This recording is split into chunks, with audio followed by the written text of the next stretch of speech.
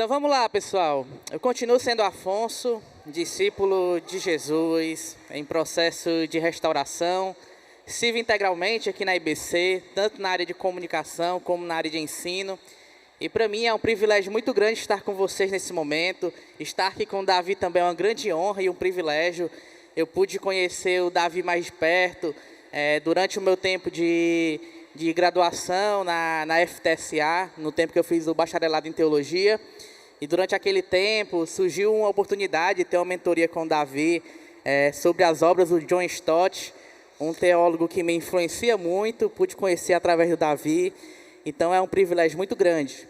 A gente vai ter um bate-papo aqui, uma mesa redonda, sobre um tema que influencia a todos nós, narcisismo nas relações.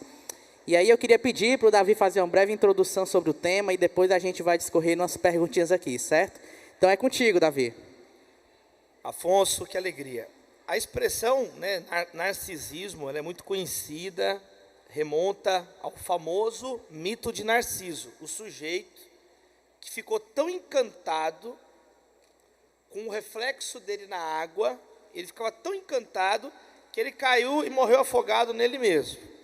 Então, a pessoa narcisista, aquela pessoa que o tempo inteiro conversa, atua de modo que ela seja o centro das atenções. E a Bíblia, ela denuncia esse comportamento.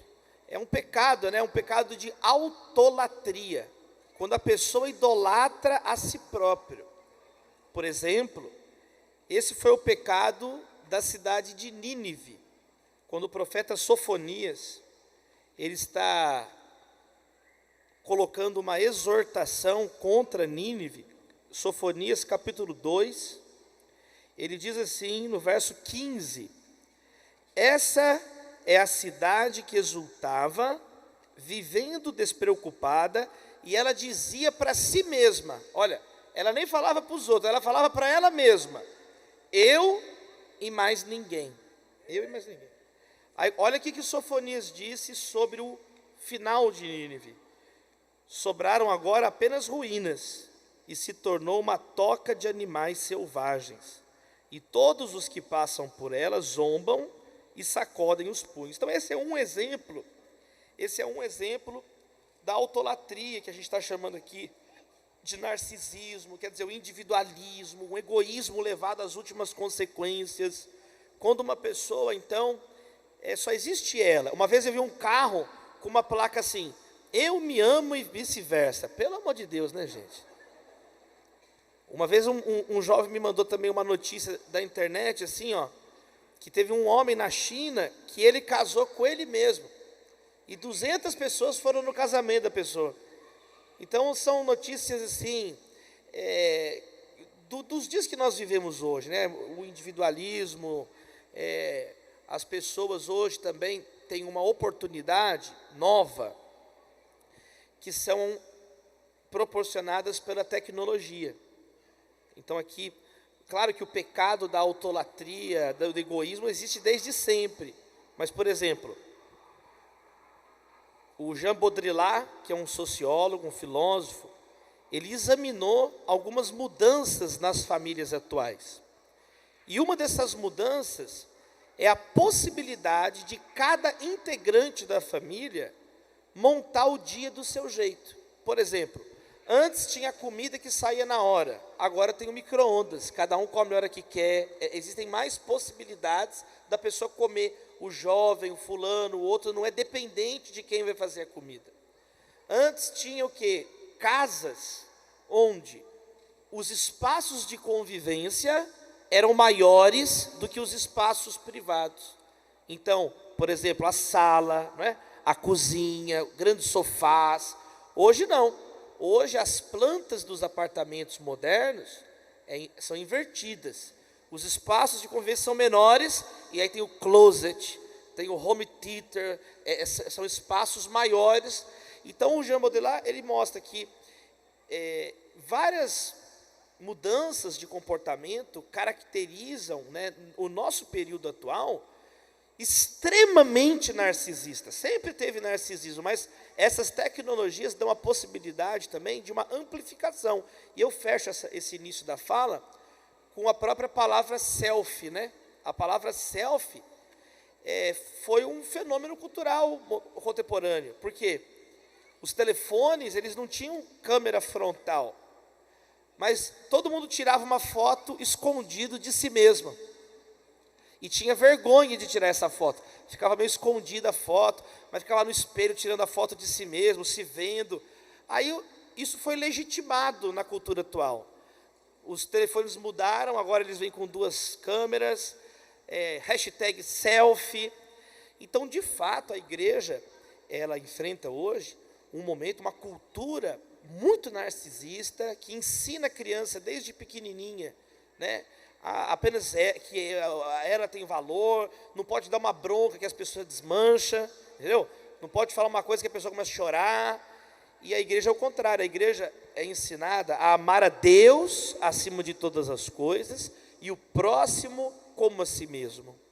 Quer dizer, é o inverso, Deus em primeiro lugar, honrar o meu irmão, e aí, claro, eu vou cuidar de mim, mas eu não sou um fim em si mesmo. Então, essa conversa é uma conversa muito atual, muito importante, e que Deus nos dê graça aqui nesses minutos. Afonso.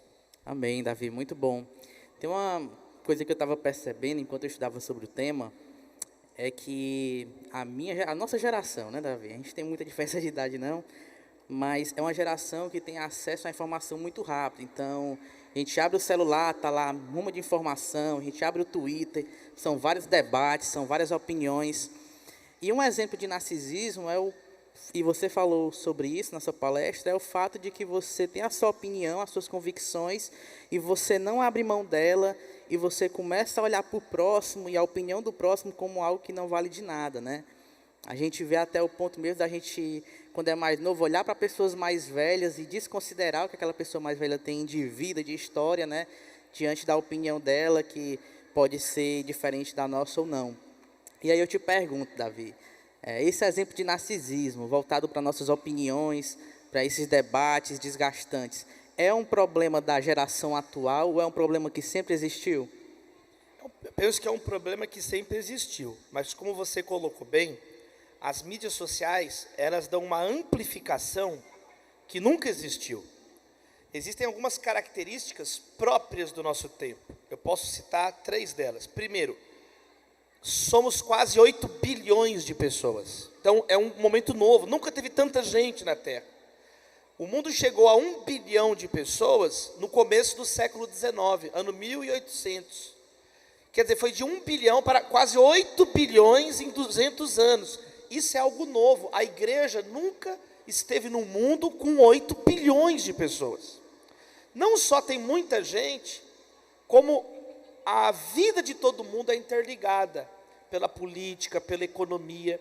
Então, a guerra na Ucrânia, em 2 dias, mudou o preço do petróleo, que mudou o preço das passagens de avião no mundo todo, que mudou tudo. A pandemia, uma doença que surge do outro lado do mundo, nós estamos usando máscara aqui em Fortaleza, no Ceará. Então, tem muito mais gente do que sempre existiu. Não só existe mais gente, está todo mundo conectado, ligado, e a tecnologia, em terceiro lugar, acelera a comunicação. Então, as possibilidades do narcisismo e todos os pecados, elas são amplificadas na sua escala nos dias de hoje. Esse é um desafio próprio do nosso tempo. Existem os desafios atemporais, e Jesus nos ensinou a discernir os desafios do momento. E esses são desafios do momento que nós estamos vivendo. Diz, inclusive, né, que uma mãe estava em casa, aí o filho dela chegou: mãe, eu apanhei na escola. E a mãe falou: eu já vi no Twitter, filho, já vi no YouTube, já estou sabendo, inclusive dei dislike lá, que eu não gostei do que fizeram com você. Quer dizer, hoje em dia, né, essa interligação, ela amplifica, mas o pecado, o ser humano é o mesmo, né? O pecado é o mesmo, e por isso que a solução é a mesma, é Jesus, é o Evangelho de Cristo. Massa, Davi. É incrível esse lance da rapidez das informações hoje, né? Uma coisa que eu acho que muita gente aqui se identifica é que hoje é tanta coisa ao nosso redor acontecendo que a gente se sente assim, rapaz, a gente tem que ter uma opinião sobre A, sobre B, sobre C, a gente tem que ter uma opinião sobre tudo, né? E isso acaba tirando a nossa sensibilidade de escutar, de parar para aprender sobre diversos assuntos, né, que nos rodeiam. E aí, Davi,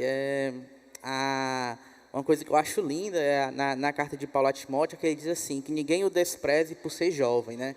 Então, ele está mostrando ali que dá para aprender com Timóteo, mesmo ele sendo um pastor jovem, um pastor tímido ali, mas também a gente acaba perdendo quando a gente não escuta os mais velhos, né? E aí, o que eu queria te perguntar, você veio de uma família de diversos pastores, de pessoas que caminharam com Cristo, o que é que a gente perde quando a gente deixa de ter essa escuta, quando a gente deixa de validar a opinião do próximo por achar que somente a nossa é correta? A Bíblia fala sobre o amor intergeracional. Ela diz que a glória dos mais velhos são as suas cãs, são os cabelos brancos. A Bíblia fala em Provérbios que esta é a coroa obtida por uma vida justa. Na linguagem da Bíblia, o cabelo branco, ele é fruto de uma caminhada longa. Ele é fruto da maturidade. Por isso que Jesus fala no Sermão do Monte, você não pode transformar um fio de cabelo preto num fio de cabelo branco. Jesus não está falando que você não pode ser uma mulher oxigenada, não é isso que ele está falando. Ele está dizendo que você não tem como acelerar o tempo, que você não tem como pular etapas, né? Então a Bíblia, ela elogia, ela louva a pessoa que tem então uma vida experiente, madura. Por outro lado, ela elogia o jovem pela força do jovem. A beleza dos jovens está na sua força, diz Provérbios. O jovem, então, Lamentações fala assim, é bom para o homem carregar o peso enquanto é jovem. A primeira vez que os jovens aparecem em Atos dos Apóstolos é no capítulo 5, quando Ananias e Safira morreram e caíram. Pedro fala, estão chegando os jovens para carregar o peso. Os jovens carregam peso na igreja, louvado seja Deus, amém, queridos? Por quê? Porque o jovem é forte. Então a Bíblia mostra, quando existe a inteligência, a sabedoria do mais velho e a força da juventude, a igreja se torna saudável, a igreja se torna forte e sábia. O inimigo quer destruir isso, o inimigo quer separar, o inimigo não quer que o jovem tenha maturidade, modelos, ele não quer que os mais velhos transmitam a sua herança, mas a Bíblia fala, uma geração contará a outra geração os gloriosos feitos do Senhor. Existe, alguns rabinos, eles, quando comentam o texto de Gênesis, do Bereshit, a serpente, ela é condenada a rastejar sobre o próprio ventre, está vendo? Ela oprime a geração, ela oprime o próprio ventre dela. E como nós vimos mais cedo, o inimigo quer uma geração mais velha que oprima a mais jovem. E ele quer uma geração mais jovem que mate a mais velha. Só que Jesus nos liberta disso. Amém. Quando a gente lê a carta de Tito, Tito é orientado, Tito, fale com as mulheres mais velhas, para elas se aproximarem das mais novas e ensinarem elas a serem mulheres de Deus. Você mesmo, Tito, seja um exemplo em tudo para os jovens. Então a Bíblia tem esse apelo a ouvir uns aos outros. Mesmo, por exemplo, Timóteo, que era um pastor, ele não tinha autorização de falar com o homem mais velho da igreja de qualquer maneira. Ele diz, você é um pastor, você tem um chamado, mas quando você falar com o mais velho, você lembra que você tem que falar com ele como se estivesse falando com o próprio pai. Então eu quero encerrar dizendo isso, a igreja, ela é literalmente uma família. Se os mais velhos e os mais jovens na igreja agem como se fosse uma empresa, no dia que tiver uma briga, o que vai acontecer? O mais jovem vai para outra empresa, é uma lógica mercantil. Se a igreja age nas gerações como se fosse um exército, quando tiver uma briga nas gerações, vai ter o quê? Um motim, vai ter uma... Agora, se a gente agir como família, vai ter o dia de briga, vai ter o dia... Mas não é assim na família? Aí um fala, o outro fala, disciplina, mas continua sendo família, não é assim? Continua sendo família. Então a igreja é a família de Deus. E nós temos que aprender, a geração mais jovem em especial, ouvir os mais velhos. Né? O jovem pensa que sabe tudo, o jovem não sabe de nada. Então, o menino falou, pastor, eu não estou aguentando mais nada, eu já vi de tudo nessa vida. Eu falei, quantos anos você tem? Ele, 14. Eu falei, pelo amor de Deus. Então que Deus tenha misericórdia de nós, Afonso. Verdade, Davi. E trazendo para esse núcleo familiar, né? Você falou essa questão de a gente olhar para a geração mais velha. E eu sempre lembro dos mandamentos, e um que para mim assim, é uma chave, é o honrar pai e mãe. E esse honrar pai e mãe, ele é muito além do somente se submeter, né? E aí eu queria trazer, Davi, de modo prático, o que é esse honrar pai e mãe? E por que é que os nossos dias são prolongados quando a gente cumpre esse mandamento? É uma promessa de Deus, porque primeiro Provérbios vai falar muito sobre isso, de modo prático. Filho, me obedece, honra o que eu estou falando, que você vai viver mais. Óbvio, né? A experiência, ela é uma lanterna virada para trás. Ela vai iluminando o caminho de quem vem atrás. Então, olha, tem um buraco aqui, que eu caí, eu quase caí. Você não precisa cair. Então, quantos jovens são protegidos e poupados pelo fato de ser obediente ao seu pai e sua mãe? Nenhum lugar da Bíblia manda pais obedeçam aos seus filhos. Mas várias vezes a Bíblia ensina filhos obedeçam aos seus pais. E honrar o pai e a mãe, na Bíblia, é muito importante entender que o ser humano ele se desenvolve, ele envelhece. E o modo de honrar o pai e a mãe na Bíblia, ele muda conforme a idade também da pessoa. A Bíblia mostra que os pais não são donos dos filhos. O pai e a mãe são guardiões dos filhos. O dono é Deus. Por isso que nós somos contra o aborto. Por isso que a igreja, em todos os tempos, em todos os povos, a igreja de Jesus é contra o assassinato de crianças no ventre da mãe. Porque os filhos, eles não são propriedade dos pais. Existem culturas que pensam assim. Aí o bebezinho nasce com algum defeito físico, algum problema no pé, na mão. O que faz? Joga fora, mata, assassina aquele bebê. Mas na tradição de Israel, e a igreja acolhe essa tradição, os pais não são donos dos filhos, eles são os guardiões levantados por Deus. E aí em cada momento, o filho tem um modo de honrar o pai e a mãe. Como é que uma criança honra o seu pai e sua mãe? Obedecendo. A criança honra o pai e a mãe obedecendo. Ele é um bebezinho, era uma criança, e ela tem que ser obediente, ela está sendo educada, ela está sendo formada em valores, em princípios. O caráter da criança está sendo formado, todo psicólogo sabe disso, até os 6, 7 anos de idade. Vai formando o caráter, a noção de certo e errado, de verdadeiro e de falso, de bom e de mal. Né? A criança, então, tem que obedecer ao seu pai e sua mãe. E a criança tem que se divertir. A criança, né, tem que estar num espaço que ela brinque. O dia que você vê uma criança de 5 anos na fila do banco para pagar um boleto, tem alguma coisa errada. Uma criança no telefone, fecha o negócio. Essa criança está com o espírito imundo da pregação passada. Porque a criança tem que obedecer. O pai e a mãe que vão cuidar disso. Agora, um adolescente. O adolescente vai honrar o pai e a mãe agora, obedecendo, mas também contribuindo. Se espera mais de um adolescente. O adolescente agora, aprenda, adolescente. Os pratos não levitam para a pia, louvado seja Deus. Alguém leva o prato. Então o adolescente agora, ele começa a contribuir. Nós vemos na Bíblia, José com 17 anos, ele ajudava o pai dele. Nós vemos várias histórias na Bíblia, de jovens, de rapazes, de moças, que eram prestativos, que eram solícitos. E isso é uma maneira de honrar o pai e a mãe, né? Trabalhando, contribuindo. Parte do jovem, não, ele ganha agora o salário. Aí ele tem um salário, peraí, ele vai comprar o que ele quiser, ele vai poupar o dinheiro, mas ele pode ajudar a mãe dele agora pagando uma coisa. E às vezes nem o pai e a mãe, mas uma tia viúva que não tem um plano de saúde, um remédio. O adolescente, ele vai sendo forjado agora a obedecer, a honrar, mas contribuindo. Aí chega um momento, para resumir, que a pessoa casa. Agora é uma nova família. Aí a Bíblia orienta, deixará o seu pai e sua mãe. Agora é um adulto, agora ele emancipou, mas isso agora ele não pode mais honrar, pelo contrário, é que mudou o modo de honrar o pai e a mãe. Agora aquele jovem que casou, ele não precisa ligar para o pai dele: pai, eu vou comprar uma calça preta ou uma calça branca. Não, você compra a calça da cor que você quiser.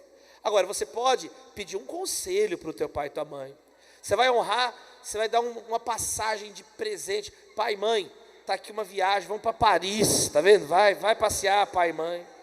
Junta o dinheiro, dá um presente para a sogra e para o sogro. Olha, vamos para Bagdá, uma viagem missionária, vamos para lá. Quer dizer, agora, quem está entendendo? O pai e a mãe vão sendo honrados de outro jeito. Eles são honrados agora como? Que nem eu escrevi um livro, né, o Brasil Polifônico. Eu homenageei o meu pai, eu dedicado ao meu pai o livro. Aí eu escrevi outro livro, Ame o Seu Próximo. Eu dediquei o livro à minha mãe. Eu dediquei minha dissertação de mestrado aos meus pais, por me ensinarem a andar no caminho.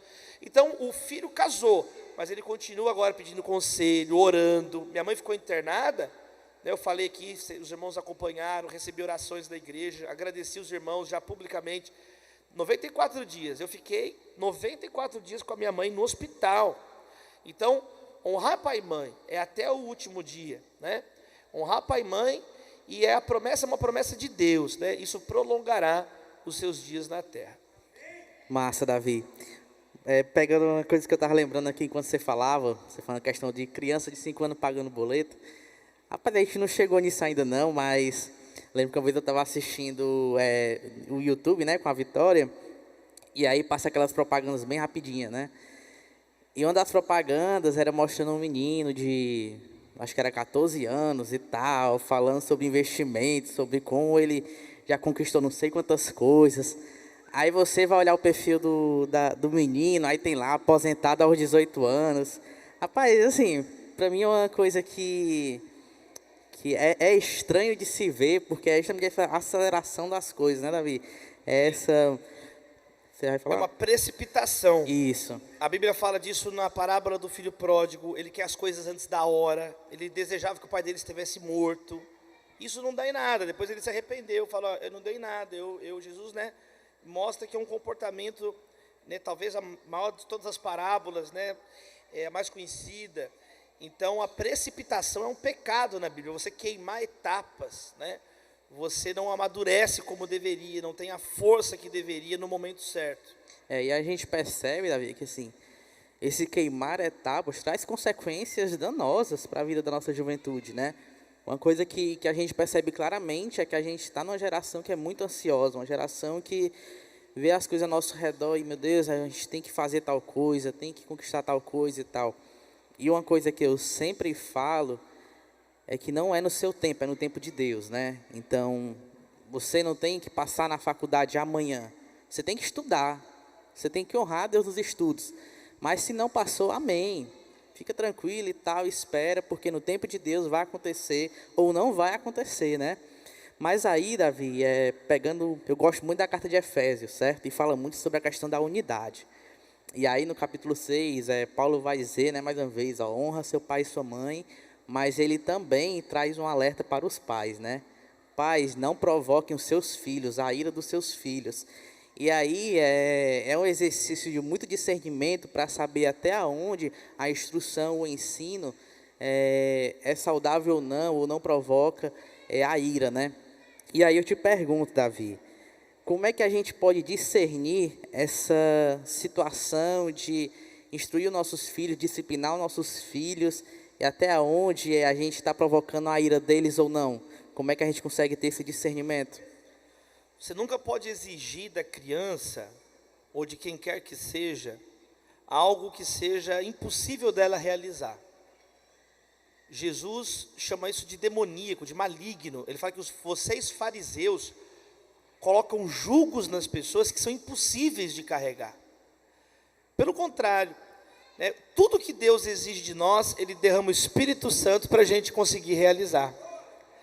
Está escrito em 1 Coríntios, capítulo 10, verso 13, que nenhuma tentação é impossível de ser vencida com a presença de Jesus. Nós não vamos ser tentados acima das nossas forças.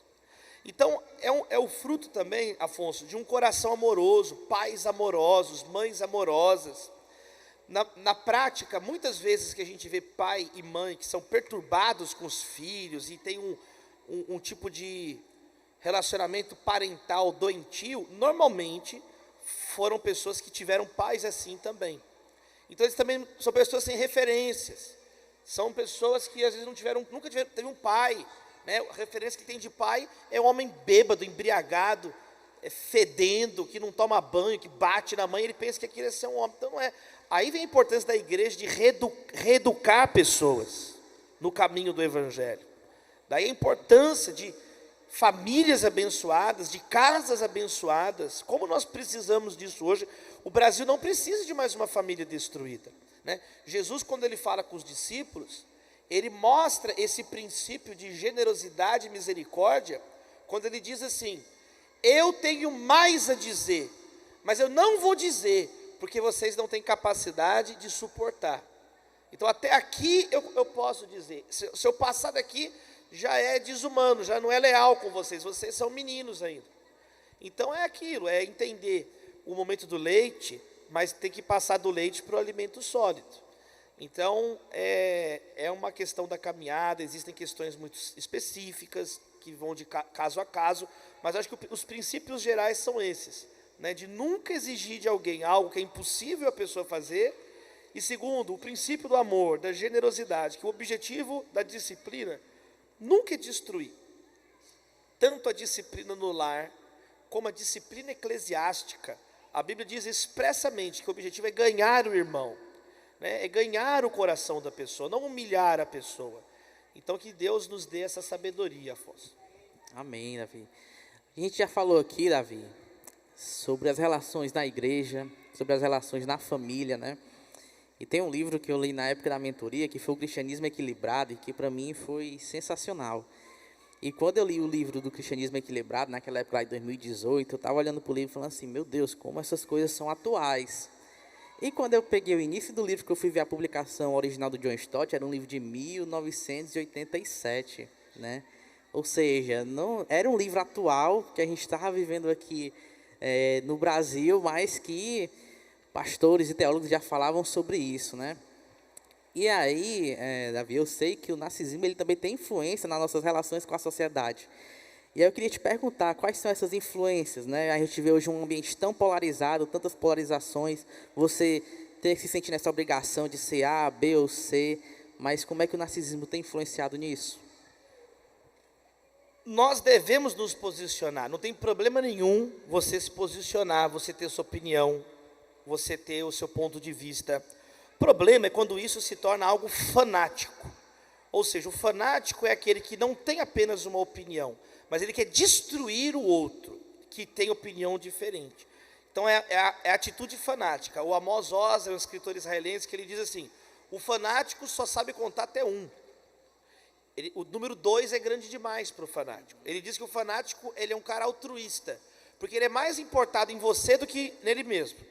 Ele se importa mais com a tua vida, com o que você faz ou deixa de fazer, do que ele mesmo. Então nós não podemos ser assim. Khalil Gibran diz que o fanático é um orador completamente surdo. Ele só fala, ele nunca escuta ninguém. Então o cristão, ele é chamado para ser equilibrado. Equilibrado é colocar o pé na verdade, onde a verdade estiver. Isso é diferente de ser equilibrista. O equilibrista tenta agradar todo mundo. E nós não fomos chamados para agradar todo mundo, a gente foi chamado para agradar a Deus. Importa obedecer a Deus e não a homens. Agora, a gente tem que ser equilibrado. Se a gente está falando a verdade, aqui é a verdade de Deus, eu vou defender a verdade. Ah, mas fulano também está defendendo. Tá, mas é isso que honra Cristo, e o meu compromisso é com Cristo. Aí você está defendendo essa verdade. Ah, mas é o outro grupo que defende. Mas isso é o que Cristo defende, então é isso o que eu defendo. Isso é completamente diferente de ser desequilibrado, que só pisa num lugar e não pisa no outro, e de equilibrista, que fica tentando agradar todo mundo e não agrada ninguém. Então que Deus também nos dê essa graça, sabe, de ter esse amor. Jesus é o maior exemplo. Quem eram os maiores inimigos públicos de Jesus? Eram os fariseus, era a liderança religiosa que explorava as pessoas. Jesus denunciou eles. Ai de vocês, capítulo 23 de Mateus é só ai. Você chega no final, você está todo moído de tanto ai. Ele falou, vocês devoram a casa das viúvas. Jesus, ele falou assim, raça de víboras, né? Jesus não poupava, né, acusações aos fariseus. Mas o próprio Jesus reconheceu quando eles fizeram coisas boas. Ele falou assim, ó, façam o que eles dizem, não o que eles fazem, porque eles não praticam o que pregam. Mas olha que interessante, Jesus falou, o que o fariseu está falando é verdadeiro, ele tem uma doutrina boa, o que ele não tem é a vida condizente com a doutrina. Então quer dizer, Jesus não teve medo de elogiar o que estava certo nos fariseus. Por que nós hoje temos medo de cumprir o que a Bíblia manda, provar tudo e reter o que é bom? Então a igreja não pode ter medo de reter o que é bom, nós temos que ser fiéis à palavra e reter o que é bom. Ser um cristão é caminho estreito, não é fácil, né? Mas se nós estivermos firmados em Cristo e no caminho do discipulado amadurecermos, nós vamos chegar nesse tipo de comportamento que o próprio Jesus tinha. Massa. Você falou algo, Davi, que eu acho que é a chave aqui de tudo, né? Que é o escutar. Eu acho que o escutar é uma coisa que a gente tem que desenvolver para ter relacionamentos saudáveis. E aí, Davi, de forma prática, que conselho você daria para que a gente pudesse buscar relacionamentos saudáveis? Como é que a gente desenvolve essa escuta e como é que a gente desenvolve relacionamentos saudáveis? A primeira coisa é calar a boca. Isso é muito importante. Prático. Nós queremos falar o tempo inteiro. Querido, você não precisa comentar todas as notícias do mundo. Louvado seja Deus. A sua opinião é legal, já falamos sobre isso, mas tem pessoas querendo comentar de tudo, então ninguém aguenta mais o comentário de todo mundo sobre tudo. Primeira coisa é ficar um pouco quieto. O silêncio faz parte da inteligência. O Senhor está no seu templo, cale-se diante dele toda a terra. Tem discussões que são discussões sem futuro. Jesus ficou olhando para Pilatos, ele parou de falar, ele vai falar o que para Pilatos? Paulo fala para Timóteo, Timóteo, evite as controvérsias por causa de genealogias intermináveis. Por quê? Porque a nossa capacidade de falar besteira é interminável. Então, em primeiro lugar, é aprender a calar. Porque Tiago diz, ser pronto a ouvir, tardio a falar e tardio a irar-se. O problema é que a igreja hoje ela já fica nervosona falando e não escuta ninguém. Então nós precisamos, de modo prático, isso, ouvir a pessoa, entender. Jesus nos ensinou a regra de ouro: faça ao outro o que você deseja que seja feito a você. Isso significa uma capacidade de criatividade, de empatia, de imaginação, de me colocar no lugar do outro, de tentar fazer um esforço em entender o ponto de vista do outro. Quando você não tem esforço nenhum, quando você não está nem aí, você vai se afastando de um comportamento cristão. Romanos 13, verso 8 fala assim, que nós não devamos nada a ninguém a não ser o amor, porque quem ama cumpriu a lei. Então, nós devemos amor às pessoas. O cristão, quando olha para o outro, ele não olha para o outro querendo explorá-lo. Nós não construímos relacionamentos com vistas a extorquir, explorar o outro. É o contrário. Nós olhamos para o outro e falamos, Jesus me diz que eu devo amor, eu devo respeito, dignidade, tratar essa pessoa com dignidade, não esvaziar a humanidade de ninguém. Foi isso que Jesus fez. Agora eu encerro dizendo mais uma vez os fariseus. Os fariseus, eles dividiam o mundo, quem eles amavam e quem eles odiavam. Mas Jesus falou, vocês ouviram o que foi dito, ame o seu próximo e odeie o seu inimigo. Eu, porém, vos digo, amem os seus inimigos e orem por quem vos persegue. Porque Jesus ensina o amor não como algo sentimental, não como algo emotivo. O amor não é filéu, é ágape, é sacrifício. Jesus ensina o amor em termos éticos, de comportamento. E nós somos chamados a termos um comportamento decente com todas as pessoas. O que depender de vós, esteja em paz com todos. Então não ser alguém que provoca, alguém que irrita, mas mais do que ficar em paz, promover a paz. Bem-aventurados os pacificadores, porque eles serão chamados filhos de Deus. Às vezes você está muitos anos na igreja, nunca promoveu uma reconciliação, e Deus nos deu o ministério da reconciliação. Deus não nos deu o ministério da polêmica, Ele nos deu o ministério da reconciliação. E por último, o modo de falar também importa. né? Às vezes você vai falar uma coisa boa, mas você fala de um modo estúpido. Não, eu sou nervosão mesmo, eu sou o sal da terra grosso, sal grosso da terra. Não justifique a sua rudeza com franqueza. Não faça isso. Justificar um erro é errar outra vez. Então Provérbios diz assim: até a bênção dada aos berros de manhã é recebida como maldição. Então você chega, bom dia, a pessoa já acorda perturbada, já estragou o dia dela. Quer dizer, você falou uma coisa boa, mas não é só o que dizer, que dizer, é como dizer, a hora de dizer, por que dizer, a entonação de dizer, a motivação de dizer. Então que Deus tenha misericórdia. Amém, Davi. Pessoal, a gente vai caminhando aqui para o final. A gente teve um tempo especial com o Davi, mas eu queria só fazer uma reflexãozinha, certo? Davi estava falando, eu estava lembrando de uma meditação que eu fiz esses dias, mas tem algo que é muito especial para mim quando eu leio a palavra de Deus, é que eu não devo olhar para mim mesmo com esse olhar de superioridade, de que eu sou mais do que Deus me chama a ser, e também não com esse olhar de inferioridade, né? Quem é o Afonso diante de Deus? É um pecador amado por Ele. E é um pecador que é chamado a amar o próximo. É um pecador que é chamado a amar até o inimigo. Então avalie os nossos irmãos, né? Então eu acho que um chamado que Deus tem especial para cada um de nós é justamente esse, de se esvaziar de si mesmo. Porque quando a gente se esvazia de si mesmo, a gente tem essa escuta mais sensível e tem esse também falar com amor mais sensível para o próximo. Davi, eu queria te presentear com um livro aqui especial, certo? Muito obrigado. De um autor que você gosta muito, pastor Armando Bispo. Esse livro aqui se chama Perdão, o Absurdo de Deus. É uma coletânea de pregações, de mensagens especiais do pastor Armando. Se você quer adquirir, tem lá atrás, certo? E esse aqui é seu, viu, Davi? Faça um proveito. E, meu irmão, eu queria orar com você, certo? Para a gente encerrar esse momento. Senhor Deus, obrigado, Paizinho.